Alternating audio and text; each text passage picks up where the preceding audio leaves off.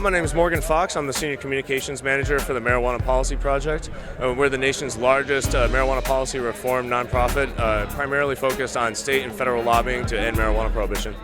Well, we've been responsible for the vast majority of medical marijuana laws that have passed since 2001. We were formed in 1995 when medical marijuana first started becoming an actual issue, and since then we've been involved in state-level activity across the nation. Most notably, we were the primary funders for the Colorado campaign to legalize marijuana, as well as in Alaska in 2014.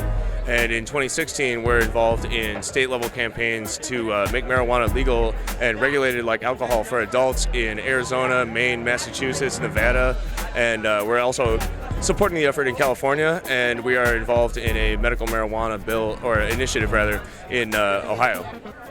Unfortunately, there are still quite a few people that make their money off of marijuana prohibition, particularly law enforcement, treatment program systems that are funneled through court systems. This is an issue that is going to continue to prop up as these people lose money by marijuana policies changing. Not only that, but we have the asset forfeiture issue, where most law enforcement organizations around the country make a lot of money by basically taking people's assets if they're even suspected of possessing marijuana or being involved in drug trafficking whatsoever. And, we're starting to finally change those policies. But primarily the biggest problem is that marijuana is objectively safer than alcohol, and there's absolutely no reason to treat responsible adults who are otherwise law-abiding as criminals for using a substance that's safer than alcohol. For instance, in Arizona, where we're trying to make marijuana legal and regulated like alcohol, it's the only state in the country where it's still a felony to possess any amount of marijuana. So that's 13,000 people a year that are getting felony arrest records and then cannot get student loans, are going to have trouble finding housing and employment, and maybe not even be able to vote. The disenfranchisement that comes with drug charges is just staggering.